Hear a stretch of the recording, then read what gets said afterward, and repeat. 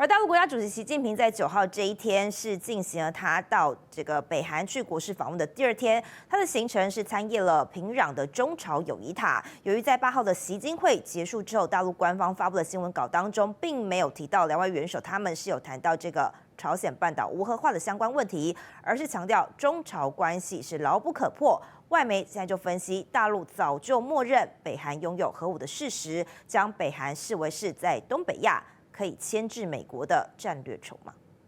And the two leaders are keeping a very busy schedule on the second and last day of Xi's state visit to North Korea. They went to pay respects to Chinese soldiers killed on the battlefields of the Korean War and then went to visit a school run by North Korea's ruling party, planting a tree there together to mark the friendship between the two sides.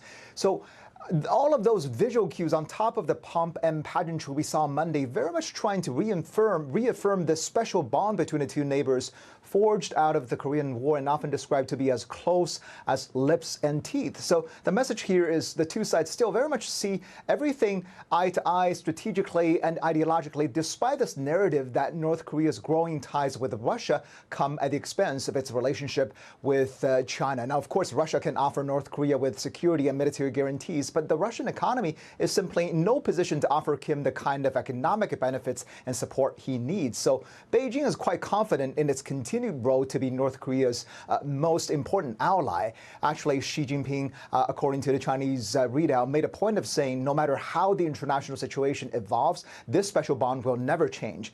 She, of course, also proposed or offered to expand and deepen mutual coordination and cooperation on a whole range of issues, not only on the economic and trade fronts, but also notably on diplomacy, law enforcement, and even the armed forces.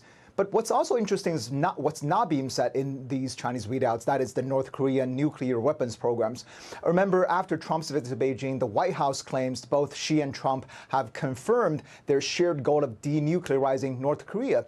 But most experts agree, if anything, China has all but accepted North Korea as a de facto nuclear power, even without saying so publicly. So at this stage, it does seem to be quite pointless for Xi to waste political capital on this topic. If anything, some analysts say China may still be wary of a nuclear-armed North Korea, but it could also use that as a buffer between itself and the U.S. forces in the region, especially those stationed in South Korea and Japan. Alex?